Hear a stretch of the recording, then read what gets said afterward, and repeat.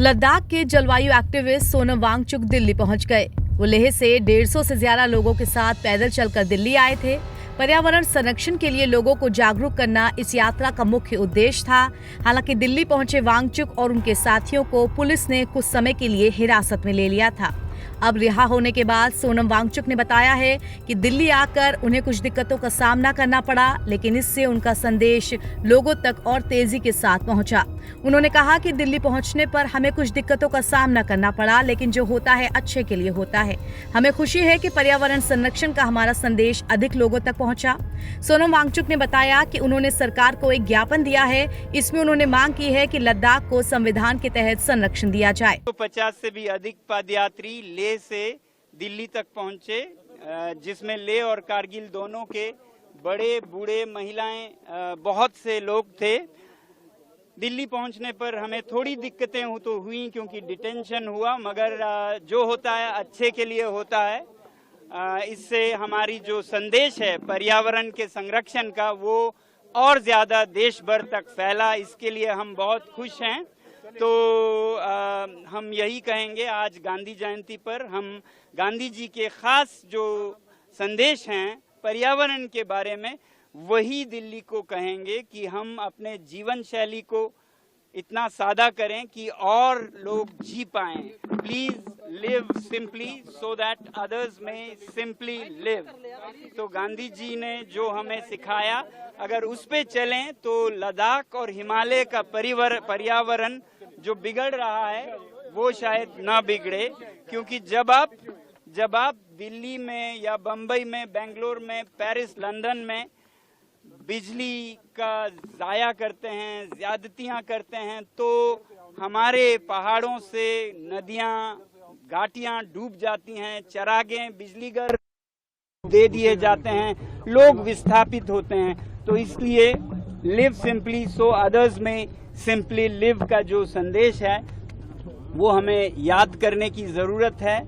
और जो बापू ने कहा था, there is enough for everyone's need but not enough for everyone's greed. सबकी जरूरतों के लिए इस धरती पर काफी है, मगर सबकी ज्यादतियों के लिए, ऐश और अयाशी के लिए काफी नहीं है। तो इसलिए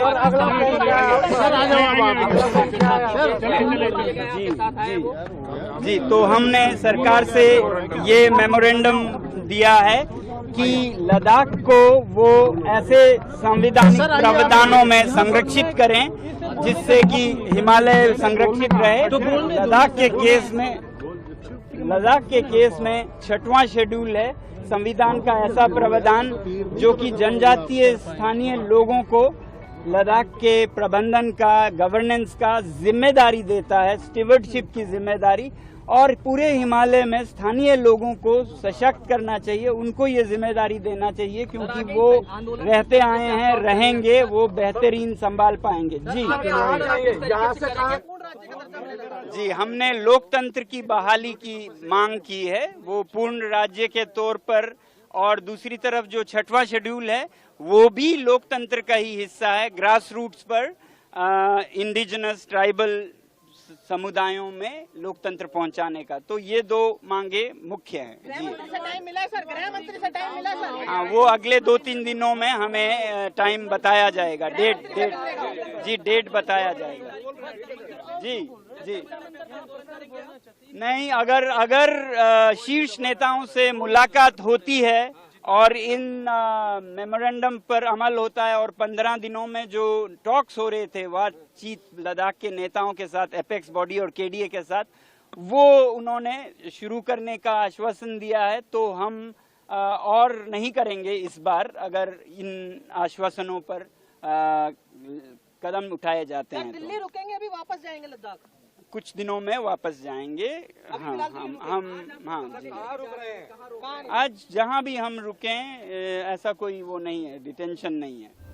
बता दें कि लेह से 1 सितंबर को निकले पदयात्रियों ने चुनावी राज्य हरियाणा को छोड़कर पूरा रास्ता पैदल पार किया। हरियाणा में वो बसों में सवार हुए। उन्हें सोमवार रात दिल्ली के सिंधु बॉर्डर पर हिरासत में लिया गया था और अलग अलग थानों में ले जाया गया था, जहां उन्होंने अनिश्चितकालीन अनशन शुरू कर दिया था। लेह एपिक्स बॉडी LAB ने कारगिल डेमोक्रेटिक अलायंस के साथ मिलकर इस पदयात्रा का आयोजन किया था, जो पिछले 4 साल से लद्दाख को राज्य का दर्जा दिलाने, लद्दाख के लिए लोक सेवा आयोग की स्थापना के साथ शीघ्र भर्ती प्रक्रिया शुरू करने और लेह व कारगिल जिलों में अलग लोकसभा सीटों की मांग और अन्य मांगों को लेकर आंदोलन कर रहा है। NBT ऑनलाइन की रिपोर्ट।